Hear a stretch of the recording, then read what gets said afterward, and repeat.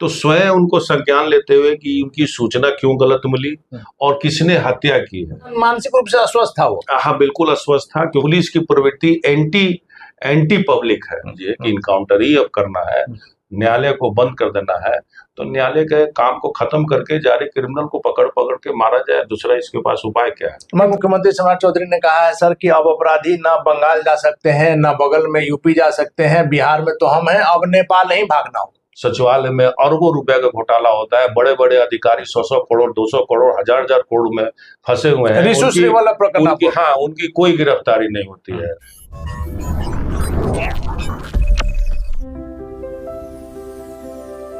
Your parenthood journey begins here. शुभारंभ एक नई पीढ़ी का। नमस्कार, आप देख रहे हैं ब्रेकिंग बिहार। जिस प्रकार से शाहपुर में पुलिस की इनकाउंटर की बात सामने आई, भरत तिवारी जिसको कहा जा रहा है कि मानसिक स्वास्थ्य उस युवक का ठीक नहीं था, और वैसे में जब उसको पकड़ा गया, हालांकि उसकी जो एक्शन था, उसकी जो हरकत था, उसको हम कहीं से सही नहीं कर रहे हैं, लेकिन उसको गिरफ्तार किया जा सकता था, उसको हाफ इनकाउंटर किया जा सकता था। आखिर पुलिस से कहां गलती हुई? क्या सम्राट चौधरी ने जो पुलिस को खुली छूट दी है उसका फायदा पुलिस उठा रही है? पुलिस निरंकुश हो गई है। और कल जिस प्रकार से लोगों ने वहां शाहपुर मेन रोड को जाम किया था, आरा बक्सर, और वो लोग किसी पॉलिटिकल पार्टी के कार्यकर्ता नहीं थे, कल भी आपको हमने वो तस्वीर दिखाई थी, आम ग्रामीण थे जो पुलिस की इस कार्यशैली से क्षुब्ध थे, नाराज थे, और अपनी बातों को वहां रख रहे थे कि पुलिसिया जुल्म जो है इससे निजात दिलाया जाए और इस मामले में जो पीड़ित परिजन है उनको न्याय दिया जाए। हालांकि किसी भी तरह का न्याय फिर से भरत तिवारी को जिंदा नहीं कर सकता है। इसी विषय बात करेंगे हमारे साथ शाहपुर के पूर्व विधायक राहुल तिवारी उर्फ मंटू तिवारी जी हैं। क्या कहिएगा सर? देखिए, घटना बहुत दुर्भाग्यपूर्ण मानी जाएगी इसको, क्योंकि लड़का मानसिक रूप से बीमार था, जिसकी प्रेस विज्ञप्ति जो है पुलिस कप्तान के द्वारा निकाला गया था कि वो मानसिक रूप से स्वस्थ नहीं है। यहाँ तक मुख्यमंत्री ने फुलवारी शरीफ के अपने मीटिंग में भी कहा कि ऐसा वीडियो क्लिप उन्होंने देखा, बड़ा चिंता हुई कि मेरे पुलिस को कौन जो है हथियार से दिखा रहा है।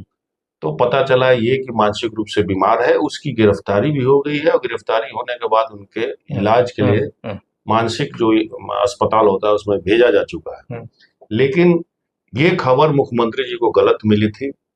असल में पुलिस के सरेंडर, उसका वीडियो क्लिप ये बता रहा है कि अपनी मांग को रखते हुए वो अपने जो पिस्टल था, हथियार को जमीन पे फेंका, फेंकने के बाद सरेंडर किया, लेकिन पुलिस ने उसके बाद पकड़ के वहां पे हत्या कर दी उसकी। तो ये हत्या का आरोप है, कोई इनकाउंटर नहीं है। और सरकार जो इनकाउंटर का जो बढ़ावा दे रही है उसका नतीजा ये हुआ कि जो इनोसेंट हैं, जो मानसिक रूप से बीमार है, उनको पुलिस जो है, वहां की लोकल प्रशासन जो है, उनकी हत्या कर दे। सर, सीधा सीधी जो फेसबुक लाइव वीडियो है उसमें साफ पता चल रहा है कि जिस प्रकार से भरत तिवारी ने हथियार को फेंक दिया, अपनी मांग की बात की, उसके बाद हथियार को फेंक दिया, उसके बाद नियमतः अगर कोई अपराधी भी रहेगा तो उसको आप गिरफ्तार कर सकते हैं। यहाँ बड़ी बात है, आपने कहा कि उसको तो मारा ही गया, और मुख्यमंत्री सम्राट चौधरी को पुलिस ने गलत जानकारी दी। बिल्कुल, ये तो बड़ा जांच का विषय, मुख्यमंत्री को संज्ञान लेना चाहिए। मुख्यमंत्री पब्लिक मीटिंग में कह रहे हैं कि उसको गिरफ्तार करके इलाज के लिए भेजा गया, और पता ये चल रहा है कि उसकी हत्या कर दी गई, तो स्वयं उनको संज्ञान लेते हुए कि उनकी सूचना क्यों गलत मिली और किसने हत्या की है, उनको इस पे हाई जो अधिकारी, उच्च लेवल के जो अधिकारी होते हैं, उनके द्वारा जांच कराई जाए, और जो दोषी हो उनको सजा मिले, और परिवार को जो नुकसान पहुंचा हुआ उसका जो है परिवार को मुआवजा भी मिलना चाहिए। आप सर वहां से विधायक रह चुके हैं, एक एक घर तक आपकी पहुंच है, लगातार आप फील्ड में रहते हैं, उस परिवार की स्थिति क्या थी? देखिए, आर्थिक स्थिति से बहुत मजबूत वो नहीं थे। लड़का कुछ दिनों से जो करप्शन था उसके खिलाफ लिखना पोस्ट पे शुरू किया, रोजगार के लिए बहुत प्रयास किया, रोजगार नहीं मिला। बगल के गांव में वो एक जवैनिया का विस्थापित लोग का वहां था, उसके यहाँ जाने लगा, उसको मांग को लेके एसडीओ से उसकी बहस हो गई, एसडीओ ऑफिस में बहस हो गई, थ्रेड हो गई, उसके बाद और ये एग्रेसिव हो गया, उसका बीमारी और बढ़ गई, जिसके कारण ये जो घटना आप लोग के देखिए। तो मतलब मानसिक रूप से अस्वस्थ था वो? हाँ, बिल्कुल अस्वस्थ था, क्योंकि जिस तरह से बैठ के बात कर रहा है, पुलिस से रिवॉल्वर लेके बात कर रहा है, उस हिसाब से जो मांग रख रहा है, तो वो लोकतांत्रिक व्यवस्था में वो सही नहीं था। इससे वो लग रहा था कि मानसिक रोग, क्योंकि उसके पिता ने ही सबसे पहले कंप्लेन जाके थाना में किया है कि मेरे बेटा की मानसिक स्थिति खराब हो गई है, वो किसी को भी मार सकता है, इसलिए आप लोग आके उसको पकड़िए। पिता के कंप्लेन पे ही पुलिस गई है। लेकिन सर, मान लीजिए कि अगर उसकी मानसिक स्थिति खराब थी, इसके बावजूद भी तो वो समाज के ही काम के लिए अधिकारियों से मिल रहा था, ज्ञापन दे रहा था। हाँ, एकदम बिल्कुल क्रांतिकारी स्वभाव का था और उसका स्वभाव जो है उसके माथे पे चढ़ गया। उसके अलावा कुछ नहीं सोच पा रहा था, अपने आप को भगत सिंह से तुलना करने लगा, चंद्रशेखर आजाद से तुलना करने लगा। तो इस हिसाब से उसके साथ गलत हुआ, अन्याय हुआ। कल आप वहां गए थे सर, जब मेन रोड आरा बक्सर रोड को लोगों ने जाम किया था? जाम में भी देखिए पुलिस जो है जबरदस्ती तरीके से जाम को छुड़वाया और थोड़ा बहुत हंगामा के चलते पुलिस जो है लोड करने लगा, इंसास राइफल लोड करने लगा किसानों पे। तो देखिए कि पुलिस की प्रवृत्ति एंटी पब्लिक है, जो क्योंकि ये पुलिस बनाई गई है अंग्रेजों के द्वारा। हमको लगता है इनका ट्रेनिंग ही मिला हुआ है आम जनता की आवाज को दबाना है, आम जनता की आवाज को दबाना है। पब्लिक की दोस्ती की तरह इन लोग का रिश्ता नहीं है। पुलिस और पब्लिक में तो एक दोस्त का रिश्ता होता है, वो नहीं है। तो ये अपने आप में दिखाता है कि पुलिस फिर कॉक करके किसानों के ऊपर क्लिप देखिएगा, कई मीडिया में दिखा रहा था, फिर से गोली चलाने के लिए तैयार थे। तो इस तरह सरकार बंदूक के नोक पे सरकार, ये लोकतंत्र में ये नहीं है। अगर इनकाउंटर की बात करते हैं, अगर उसको संविधान में आप उसको ला दीजिए कि इनकाउंटर ही अब करना है, न्यायालय को बंद कर देना है, तो न्यायालय के काम को खत्म करके जारी क्रिमिनल को पकड़ के मारा जाए। दूसरा इसके पास उपाय क्या है? मतलब पुलिस अब जो है कोर्ट का भी काम कर रही है। यहाँ तक था कि पुलिस पकड़ करके अपराधी को कोर्ट में प्रस्तुत करेगी, तब पुलिस ही सजा दे रही है। बिल्कुल पुलिस सजा दे रही है। तो ये दोहरी नीति नहीं चलेगी। राजनेता पे अगर कोई केस लगता है तो वो कहते हैं कि भाई हमको पॉलिटिकल राजनीतिक तौर पे फंसाया गया था, जिसके चलते मेरे ऊपर 25, 23, 30 केस या 40 केस लगे हुए हैं और कोर्ट के द्वारा हम मुजरिम साबित नहीं हुए हैं, इसीलिए हम इनोसेंट हैं। तो उस जगह पे उनके तर्क ये हो जाती है और पब्लिक में जो है ये शासन जो है दुरुपयोग जो है सामने दिखता है। दोहरी नीति नहीं चलेगी। सोनू मोनू मोकामा वाला जो वीडियो आपने देखा, वो सब बड़ा चर्चित हुआ था कि पुलिस की जांच हो रही है और तब घर में प्रवेश करने दिया जा रहा है। तो वैसे अपराधियों के यहाँ पुलिस जो है ये किस प्रकार से जा रही है और भरत तिवारी जैसे लोगों से किस तरह से पेश? आप देख लीजिए, मोकामा क्योंकि गर्म इलाका है, वहाँ आपराधिक घटनाएं होती रहती है। अब इसलिए सोनू मोनू चेकिंग कर रहे थे कि मानन सिंह जो उनके विरोधी है, वो उनका इल्जाम ये था कि जो AK-47 जो पकड़ाया था उनके घर में जमीन में जो था, वो जो यहाँ भी ना रख दे, पुलिस के द्वारा इसमें डाला गया था, वो पुलिस कप्तान को इसमें दोषी मान रहे थे। सोनू मोनू को लगा कि यहाँ भी पुलिस कुछ इस तरह के काम कर सकती है, इसीलिए उस चेकिंग करके वहां पे भेजा गया।